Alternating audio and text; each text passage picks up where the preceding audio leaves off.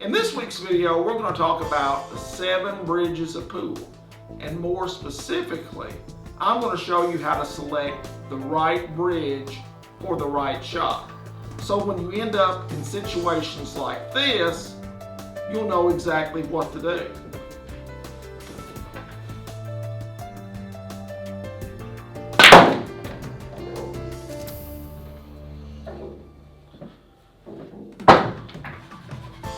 In addition to the 7 bridges, I'm also going to share with you 3 helpful tips that are really going to improve your pool game. So be sure to stay tuned to the very end, and I know you're going to love this lesson. Hello and welcome to another episode of Do You Want to Play Like a Pro? I'm Master Instructor Anthony Beeler, and today I'm happy to announce that we have over 7,000 subscribers on our journey to 10,000 subscribers. If you haven't gone to poolteacher.com and registered for our big giveaway, don't forget to do so. It's only a few weeks away until we reach 10,000 subscribers and we give away all these wonderful prizes. So go to poolteacher.com, click on the YouTube giveaways button and get registered. I also want to say that the winner of our lucky jump cue drawing did not claim the prize. So it's very important that you stay tuned to the end of today's episode to see if you won the cue. And if you win the cue, all you got to do is call me at my phone number and you'll be able to claim the prize and we will get it right out to you. In this video, I'm going to show you the correct bridge for the correct shot. One of the most common mistakes that I see among inexperienced or even experienced league players sometimes is that they don't use the correct bridge for the correct shot. So in today's episode, I'm going to go over a variety of different situations and I'm going to show you what the correct bridge should be. The first thing that I want you to understand is the purpose of the bridge is to guide the cue, or to give the cue a channel that it can go backward and forward on in a straight line. And so when you're going to form a bridge, you're forming a guide for your cue to travel on. And so it's real important that you form a good guide, because if your guide isn't solid and doesn't allow for a straight cueing movement, then you really can't stroke the cue straight. So having a good solid bridge is very important. The first bridge we're going to look at is the open bridge.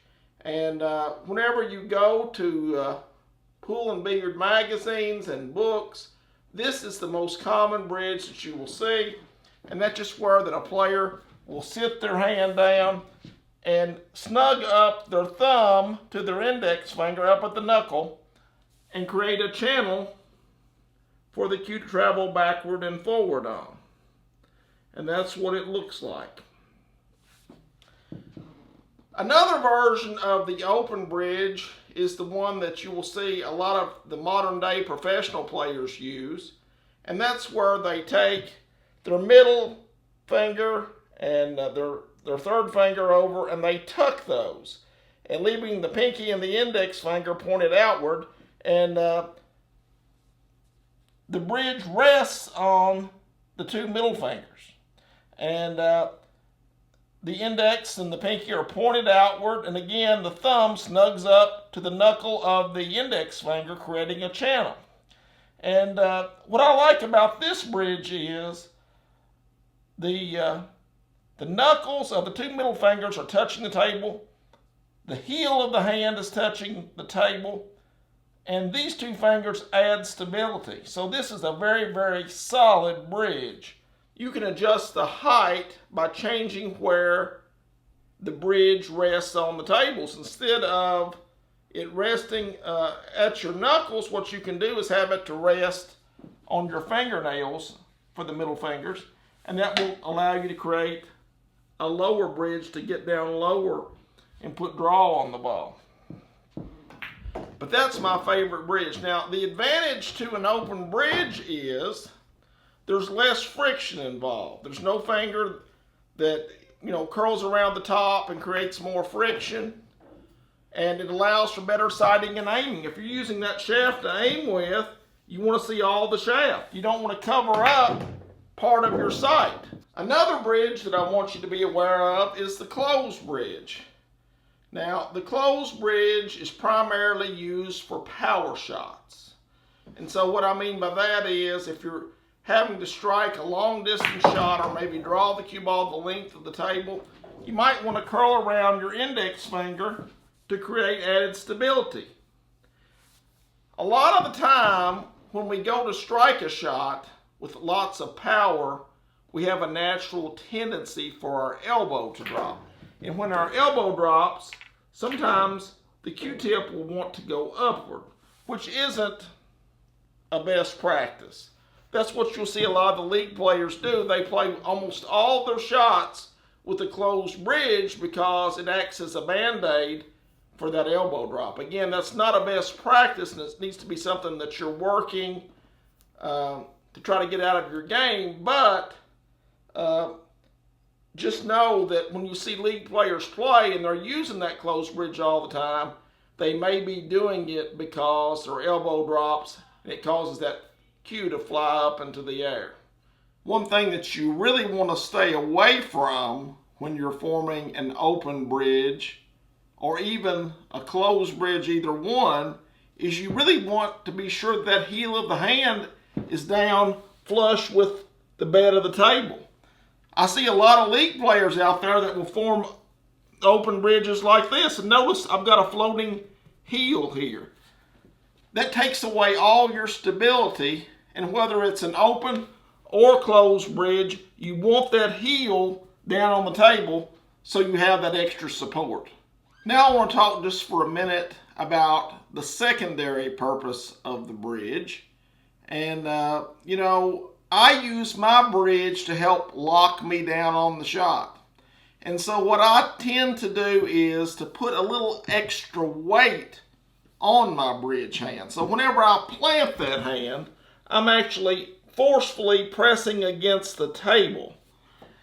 And what that does is, whenever I'm putting weight against the bed of the table, I have to physically tell myself it's time to get back up. If you're not doing that, you'll see a lot of players out there that jump up off the shot before it's time to get up. But just adding that little bit of weight on your bridge hand is very, very helpful, and you'll stay down the shot much more successfully if you start implementing that. It's helped my game tremendously. Another thing I want you to be aware of is never form a closed bridge like this on the rail. If you're shooting down into the ball, that can cause the ball to curve. While it may feel very solid to you and you may become comfortable with using a closed bridge, it's never a good idea to form a complete closed bridge up on the rail and shoot down into the ball. Because like I said before, if you're angling down to the cue ball, it can cause the cue ball to swerve or curve and cause you to miss the shot. What you really want to do when you're on the rail here is you'd like to level out. And a good rule of thumb is this: if you're at least a half of a diamond out from the rail, you will use what's known as the rail bridge. But if you're a little bit closer than half of a diamond, I like to use what I refer to as an extended rail bridge. And the way that I form that is I just place my cue down here, and then I slide my bridge hand into place and create a channel like that. Notice how level that is. A lot of times you'll see players, they'll get down and they'll try to do like this, but again, they're shooting down into that ball. And anytime you shoot down to the ball, you're going to get a little bit of a curve. And so you want to completely take that out of your game.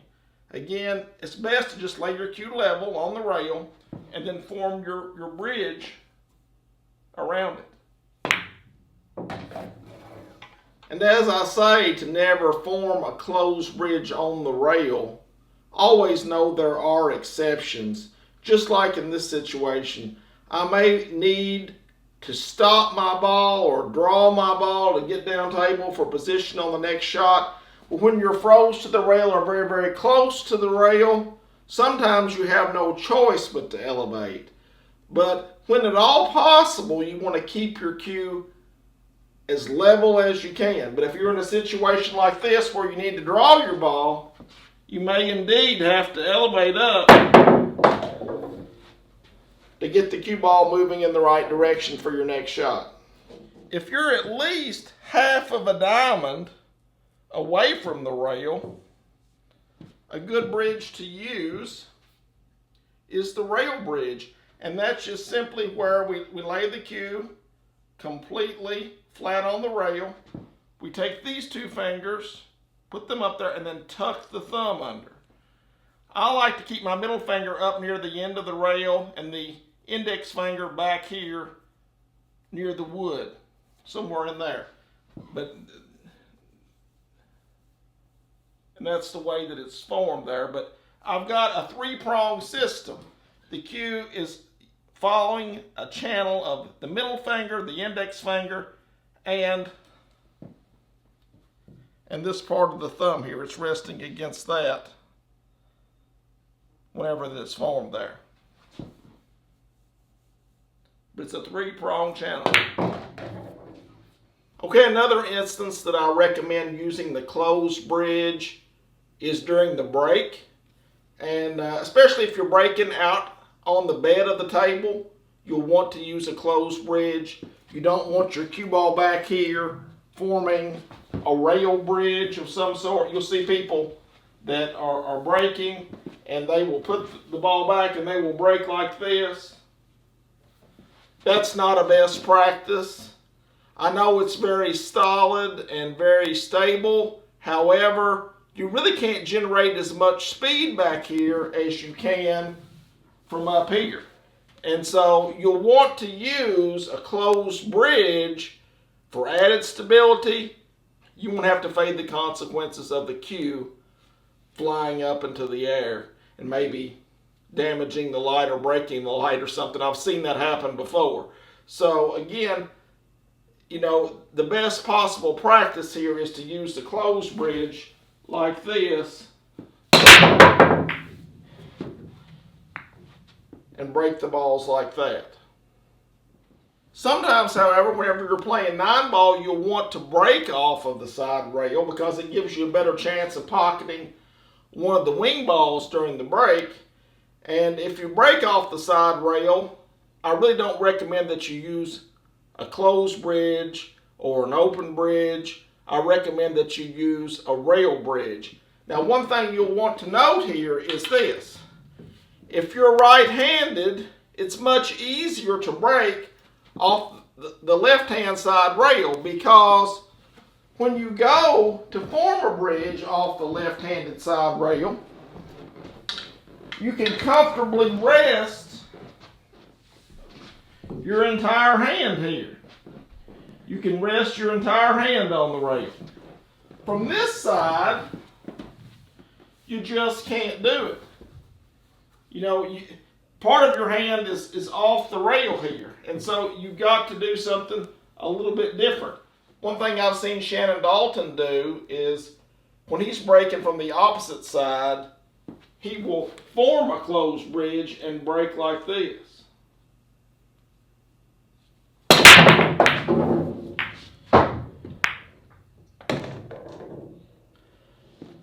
But again, if you're breaking from this side over here, your hand has a better place to rest and you'll have more control. Another bridge that you need to be able to form is the tripod bridge. And the way that you make that is you can take your middle finger and your index finger and form one prong of the tripod, and then your third finger will form another prong, and then your pinky finger will form the third prong. And you can just press solidly against the table and form your channel up here and try to keep your cue as level as you can. You don't want to shoot downward into the ball any more than what you have to. Obviously, you're going to have to shoot down into it, but you can limit the amount that you're shooting down into the ball. Sometimes I'll see people and they've got their tripod up too close. And when they're up too close, they're shooting down into the ball too much. If they move that bridge back slightly, they're able to better level out and pocket the ball. The way I practice my tripod bridge is this. The first thing I want to do is just level off as much as possible and just pocket the ball. The second thing I want to do is pocket the ball and go to the rail. The last step, or the last thing you need to master, is to pocket the ball and come back and strike this rail over here. Once you've mastered all three steps, you've got good control over the tripod bridge. The main thing is you don't want to put side spin on it. You want to come straight through the center of the ball, and you want to keep that cue just as level as you can. Another secret to being more successful with the tripod bridge is the positioning of your grip hand. You never want your grip hand to underarm the shot. What you want to do is raise your grip hand like this. You raise it up to your side, and then you can shoot down to pocket the ball. If you do that, you're going to be twice as successful with the tripod bridge as you have been ever before. And you can also use this technique on jump shots. Sometimes you can't form just a regular open or a closed bridge. And in some instances, you have to combine bridges. You might have to combine a rail bridge with an open bridge, or a rail bridge with a closed bridge. I call these bridges combination bridges. And it might look something like this. I might have to put my pinky finger up on the rail and then form my closed bridge down on the table to pocket the ball. And you know, these kinds of bridges come up in all sorts of different shapes and sizes. You know, there's lots of different instances where that you might have to do that. The last bridge we're going to look at is the mechanical bridge or rake. And my favorite mechanical bridge to use is the Moosehead bridge, and I find that it has a lot more positions that are commonly used in games. I like all the different heights and the different arrangements you can set it up. It just gives you more options, especially whenever you're trying to reach for a ball.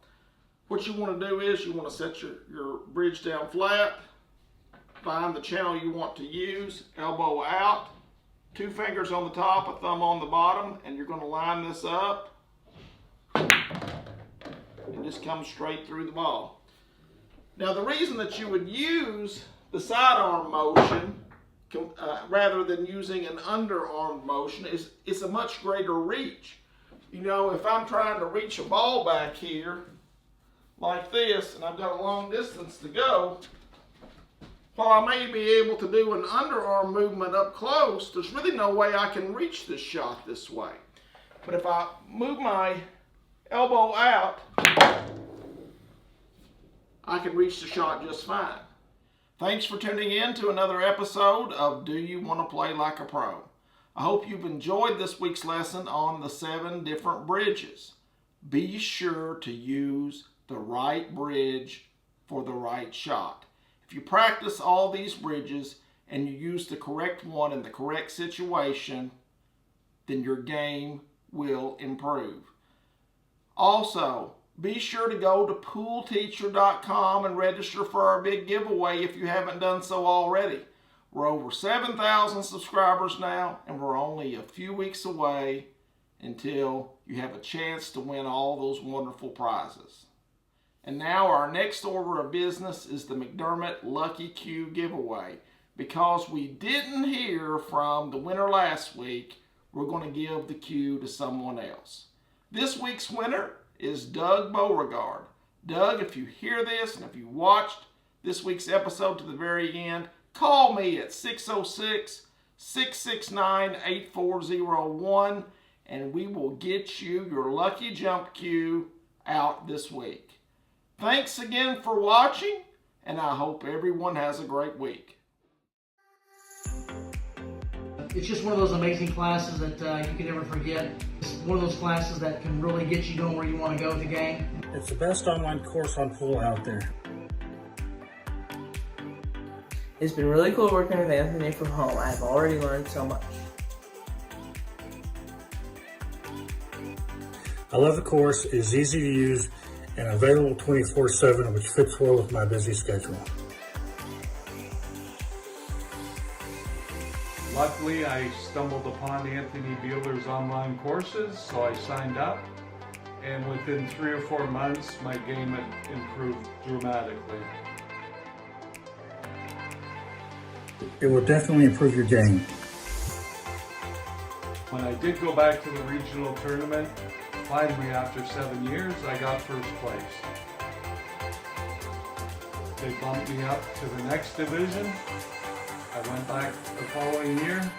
I got first place in that division the first year.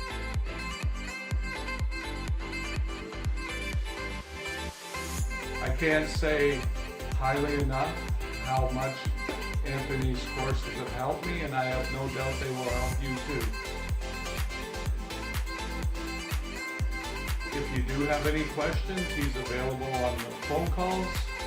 He answers your questions very quickly.